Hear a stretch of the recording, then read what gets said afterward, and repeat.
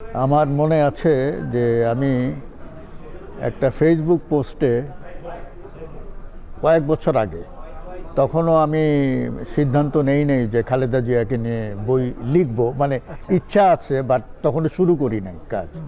তখন আমি বলেছিলাম যে এই অঞ্চলে বাংলা ভাষীদের মধ্যে আমার কাছে সবচাইতে বেশি, মানে যাদেরকে ক্যারিসমেটিক মনে হয়, তাদের মধ্যে আছেন মৌলানা ভাসানী, সুভাষচন্দ্র বোস,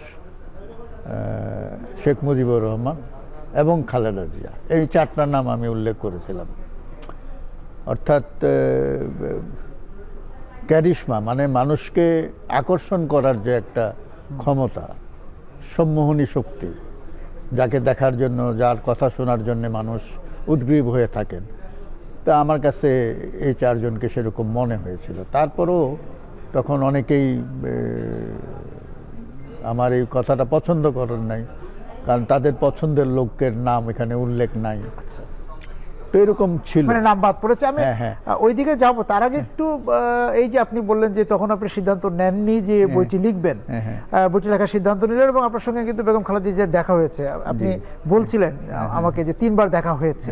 সেই দেখা হওয়ার মুহূর্তগুলো যদি আমাদের সঙ্গে একটু সহভাগ করেন। না, এটা 2015 সালের দিকে আমি যখন বিএনপির নিয়ে লিখছি, তখন বেশ কিছু সাক্ষাৎকার নিই এবং তখন আমার মনে হলো যে বিএনপির চেয়ারপারসন খালেদা জিয়া, তার সাক্ষাৎকার না নিলে আমার লেখাটা অপূর্ণ থেকে যাবে। তো সেভাবে আমি যোগাযোগ করি আমার পরিচিত লোকদের মাধ্যমে এবং যা হোক শেষমেশ মানে আমি সফল হই যে তার সঙ্গে আমার একটি সাক্ষাতের। তো সে সময় তার কাছে আমি যাই এবং কথা বলি এবং সেটাই সামনাসামনি তাকে আমার প্রথম দেখা, প্রথম মুখোমুখি হওয়া। হ্যাঁ, প্রথম মুখোমুখি হওয়া। একটা টেবিলের ও পাশে তিনি, এ পাশে আমি, আর কেউ ছিল না।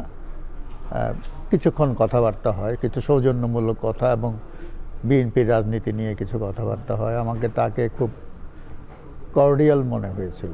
মানে তার সম্বন্ধে আমার একটা পূর্ব ধারণা ছিল তিনি খুব রাশভারী প্রকৃতির, কিন্তু বাস্তবে দেখলাম যে তা না, খুবই অমায়িক মনে হয়েছিল।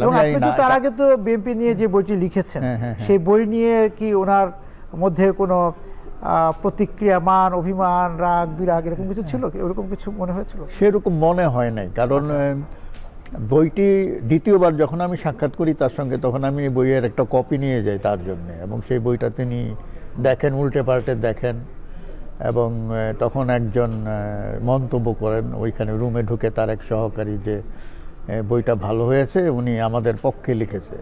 তখন উনি মন্তব্য করেছিলেন যে আমাদের পক্ষে লেখার দরকার নাই, যা সত্য উনি সেটাই লিখবেন, সেটাই লেখা উচিত। তো এই মন্তব্যটা আমার ভালো লেগেছে।